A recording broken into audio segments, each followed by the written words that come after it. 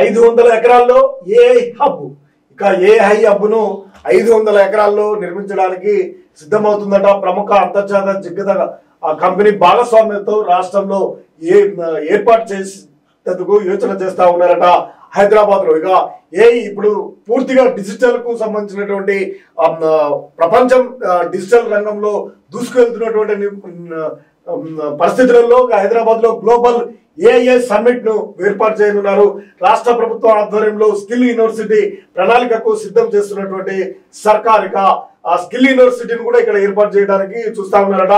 గత ప్రభుత్వము కేటీఆర్ పూర్తిగా అనేక సంస్థలను ఇక్కడికి తీసుకొచ్చి ఇక్కడ పరిశ్రమల ఏర్పాటు కోసం ఆహ్వానించడం జరిగింది. అదే తరాలోనే హైదరాబాద్ నగరం అనేది తరతరాలుగా అభివృద్ధిలో ఉన్నటువంటి అక్కడ ఉన్నటువంటి వాతావరణము వీటన్నిటి మీద భారతదేశంలో ఎక్కడ లేని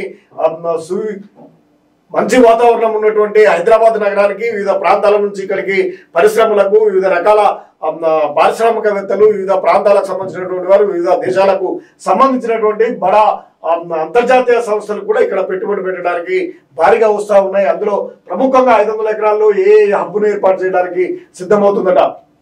హైదరాబాద్ ను ఆర్టిఫిషియల్ ఇంటెలిజెన్స్ ఏఐ హబ్ గా మార్చే అంశంపై రాష్ట్ర ప్రభుత్వం దృష్టి సారించింది.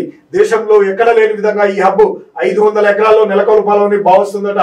ప్రపంచవ్యాప్తంగా అభివృద్ధి చెందినటువంటి దేశాలు ఏఐ టెక్నాలజీని ఇప్పటికే విస్తృతంగా వినియోగిస్తున్నాయి.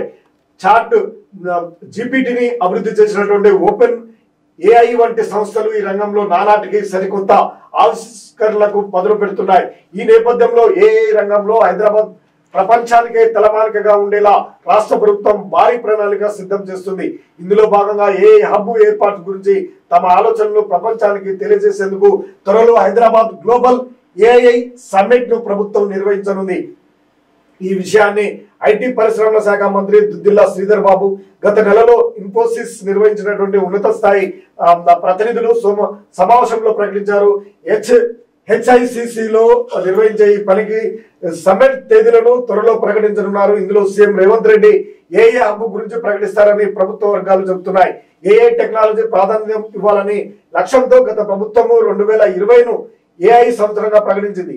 ఉపాధి అవకాశాలు పెంచేందుకు ఉన్నత విద్యలో కొత్తగా ఏఐ కోర్సులు కూడా తీసుకురావాలని అధికారులు యోచిస్తా ఉన్నారట. భారీగా ఏఐ హబ్ను పూర్తిగా భారతదేశంలోనే ఎక్కడ లేని విధంగా ప్రపంచంకే ఒక తలమానికగా హైదరాబాద్ ను మలచడానికి ఈ ఏఐ హబ్ అనేది ఉపయోగపడుతుంది. ఇక రానున్నటువంటి రోజులన్నీ కూడా ఇప్పటికే ఐటీ టెక్నాలజీతో ముందుకు వెళ్తా ఉంది. టెక్నాలజీ ఎంతో విస్తృతంగా ముందుకు పోతున్నటువంటి నేపథ్యంలో ఈ డిజిటల్ టెక్నాలజీని అభివృద్ధి చేయడానికి ఈ హబ్ ఎంతో మందికి ఉపాధి కూడా అయ్యే అవకాశం ఉంది అనే అభిప్రాయం వ్యక్తం అవుతుంది.